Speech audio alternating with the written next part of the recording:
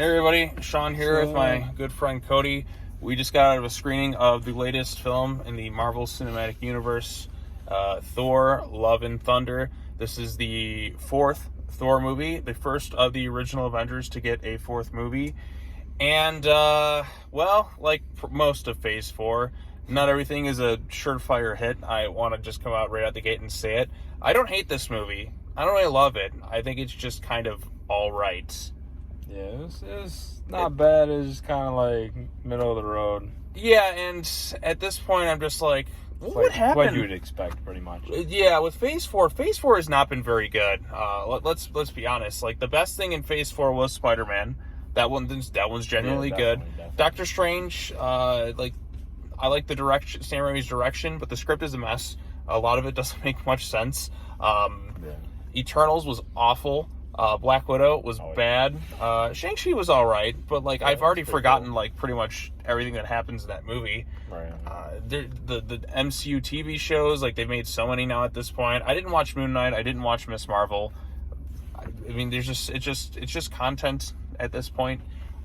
There's some pros in this thing. I like Christian Bale.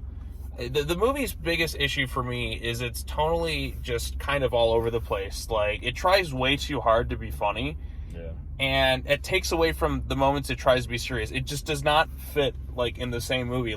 If it feels almost kind of like a parody of MCU movies. It's to the point where, they linger on jokes that just aren't really funny. The goofy elements of Thor Ragnarok, which is a movie I actually quite enjoy, are just amplified to 1,000, and I'm just not laughing. There's a few bits I laughed.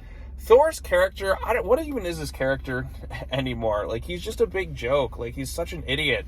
I would have expected Thor from the first Thor movie to have matured into a noble leader. Now he's just a big goofball dumbass who just kind of just had pretty much no direction. I mean, that's kind of one of the themes of the movie.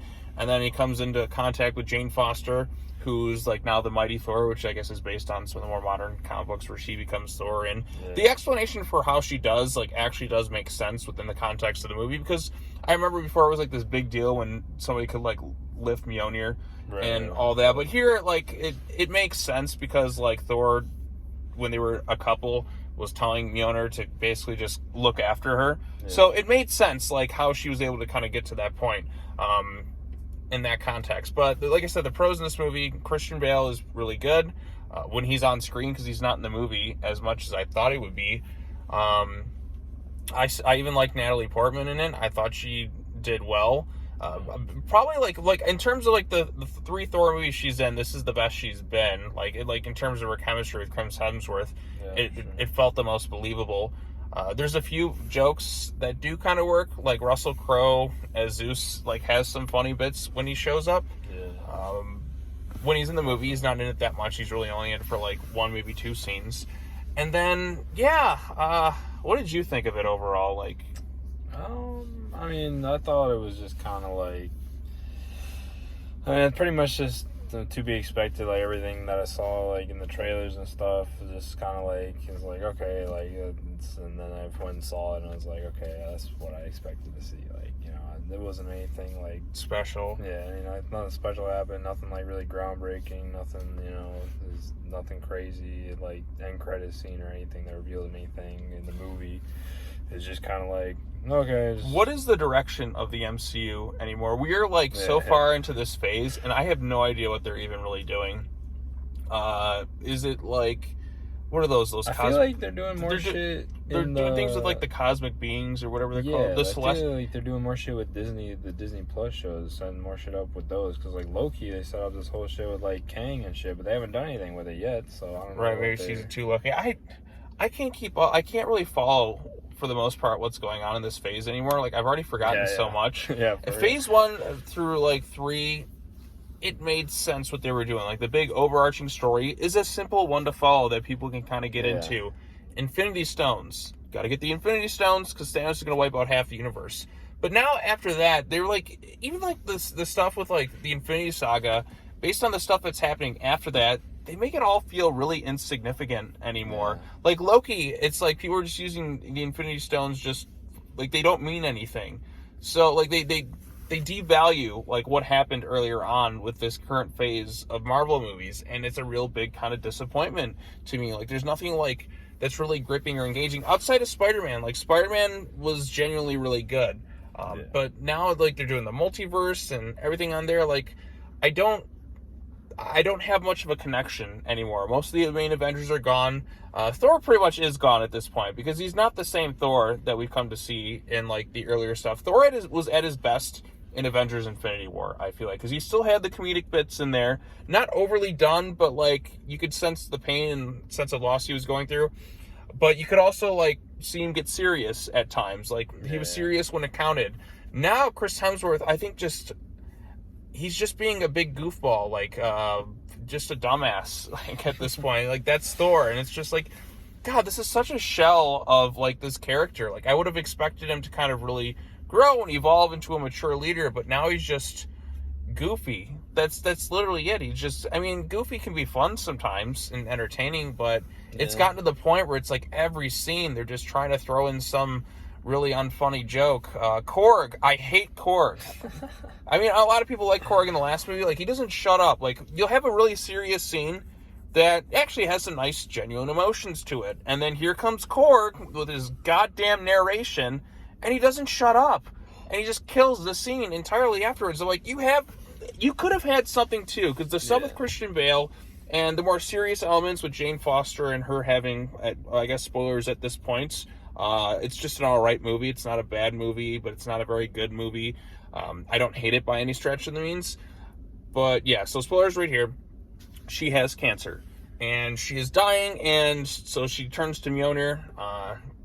But ultimately that kind of like accelerates the cancerous process too. It's kind of like in like Dragon Ball Z when Goku uses Super Saiyan, he's got the heart virus. Right. So it's like when he uses the power, it just accelerates it further. So that's a comparison there. So there's emotional stuff right there with her and Thor, like when they're being serious and not like the humor trying to kill the scene with goddamn Korg. I hate Korg. Like I legitimately like hate Korg. Like I didn't find him that funny in Ragnarok.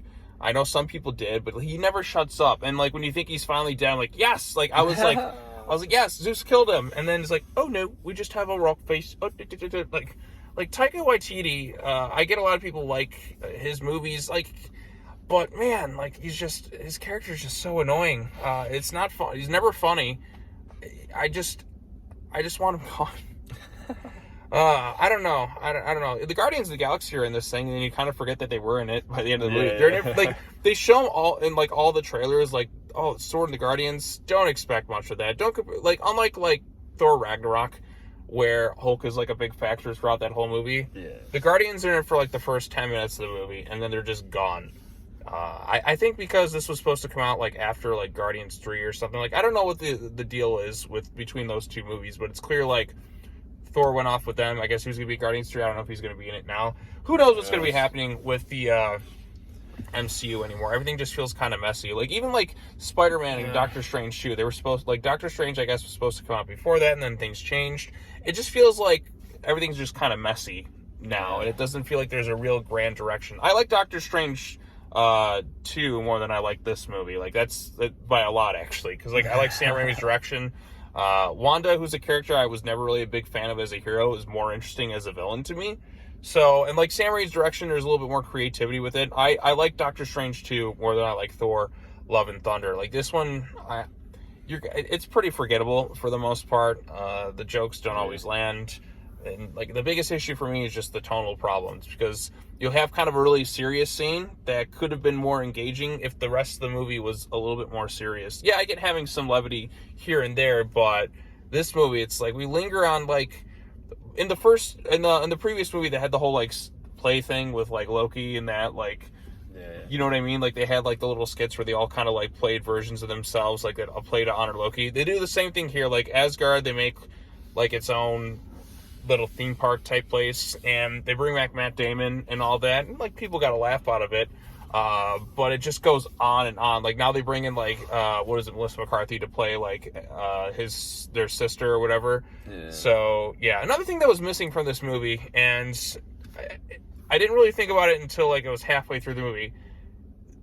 it really is missing Tom Hiddleston as Loki. Like, his presence is sorely missed in this movie, and I think having him in there would have made the film a lot better, but obviously he's off doing the Loki TV show, but he was like a key ingredient to what helps elevate those Thor movies, and not having him in here, it really kind of like takes a back seat. Like, it feels like there's a key ingredient missing from like this particular Thor story.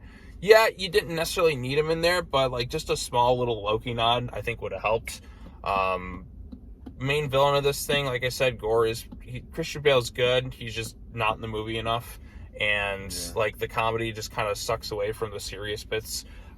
There is maybe like one kind of funny gag at first, but then they kind of like overplayed a bit, where Stormbreaker is getting jealous of Thor, and that, like, okay, like that's kind of funny, but then it just kind of like goes on for like way too long. You're just like, they just try too hard with a lot of the jokes in this movie. That's the problem. This felt like a romantic comedy. yeah. Almost, I mean, because it's like, Thor, I choose love. Ending of the movie, I don't understand fully. They go to this place called like Eternia. I guess it's some weird cosmic entity or whatever within.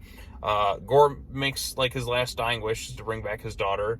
I guess, is she, do you know much of this? Okay, I know nothing really in terms of like the Thor comics, and that's not really my expertise. But so he brings his daughter back. Jane dies in the end, and then she goes to Valhalla and meets Heimdall and all that. And then they set up like Hercules, I guess, for this next thing. But I'm like, okay, I don't care at all. I did find that kind of funny how Zeus's whole thing was just he wanted just to like have one giant orgy was his whole thing. That was kind of entertaining. But like he's now like, we're going to be vengeful people now. So I guess the Greek gods are going to go to war with superheroes and that. But with it being so goofy, like I can't take it seriously at all. So yeah, like now Thor is raising like Gorr's daughter, I guess. That's something.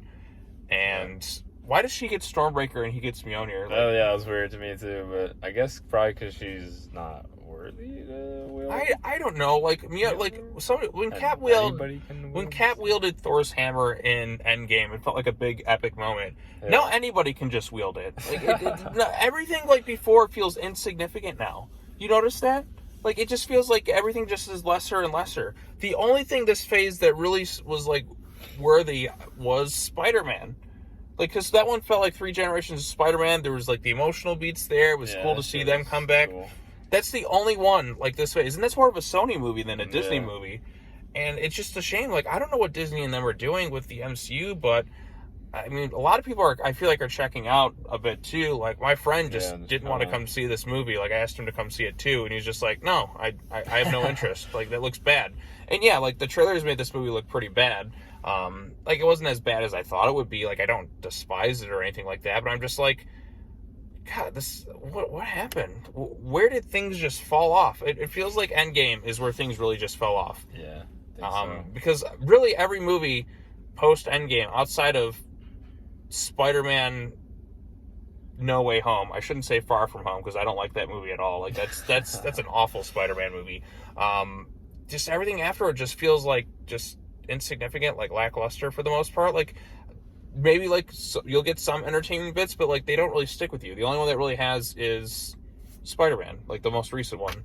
Yeah. So, and Doctor Strange 2 has some good moments in there. It's better than this one. Yeah, but even then, like, that was just a messy kind of, like, script, and it was kind of the problem with that one. But at least Sam Raimi's stuff was good with it. I just wish they would have gone a little bit further. R-rated would have made it more fun. But there's at least some creativity with some of the bits there. But it could have been better. But, I mean, at least had some entertaining aspects to it. This one I just found myself not caring for the most part. Like I said, don't hate it, but don't particularly love it, which is the theme of the movie. Is there anything you want to add, like something that annoyed you or really just... No. Any real positive strengths for you? You just feel like, you just sound like you're just like, I don't even care at this point. I mean, yeah, it's kind of like mediocre, like all around for me. It's like not really any strong feelings towards it either way, to be honest. Yeah. It's kind of like flatline. Yeah, that's kind of it too. It definitely does kind of flatline in that a bit. But the highlights, like I said, the strengths of this movie: Christian Bale, Chris Hemsworth is somewhat, but is also kind of a weakness, and Natalie Portman. I thought did her best job in all these movies. Like, I'm surprised how much like the mighty Thor Jane was like surprised me the most, because like I thought that was just going to be like pretty bad for the most part, but it was actually handled like probably like the strongest aspect of the movie, for being honest. Like Natalie Portman did pretty good. So yeah, she was pretty cool. And then she died. Yeah. So, but I'm like, although she's in Valhalla, so if they're having that post-credit scene there, that tells me they're gonna revive her somehow, probably. Well, probably something like that. Especially, I don't know. like, why introduce like this whole new character and just have her die? Yeah, well, she's not a new character. Well, the new power set and all that. Yeah. So Thor, the female Thor, is new, but right. So, yeah, I'm kind of checked out at this point. The MCU there's what do they even have left this year? Like, there's nothing really. Is it Black Panther 2? Wakanda Forever. Well, Chadwick Boseman passed away, so that's just kind of like. Yeah, I don't know if that's this year. I think that might be in. I don't know. They haven't really advertised any of their other stuff. That one's probably gonna get delayed till next year. I can. Yeah, I don't know. Probably guarantee that. But other than that, like, there's nothing. I have nothing left. They haven't announced a new Spider-Man movie. Yeah. And everyone forgot about him entirely now. So there's nothing. I don't really have anything left. Of course, I could always check out Moon Knight or Miss Marvel, but I just don't want to anymore. Moon Knight was pretty cool. I watched it. Yeah. Did you watch Miss Marvel? I've been trying to keep up with it. It's alright. It's not as good as Moon Knight. Moon Knight was way cooler. Oh, but you see what I mean? Like, does it really? I just feel checked out anymore this phase. I wish they didn't have the Disney Plus shows. Yeah. I wish they just stuck with movies, and then we'd be better off. But now at this point, it's like, oh, they had their big saga. You got to really step things up, Marvel, if you want to keep me engaged. Spider-Man was a good thing, but then like they've already kind of killed the will of that one, because that was just a special movie because we had 3 generations of Spider-Man in that. But now it's just like there's nothing left, and then you got the Sony end. I mean, nothing will top Morbius, right? It's Morbin time. Needs more Dr. Michael Morbius in these things. But yeah, so yeah. To me, it's like the best superhero comic book movie this year is the Batman. That one, at least, was standalone. I felt more emotion in it. Sure, it was long, but it was like a new start. But it was handled quite well. This one, it's all right. And yeah, I think I've said all I need to say. Is there anything you want to add, or? No, nothing. Not really. Okay.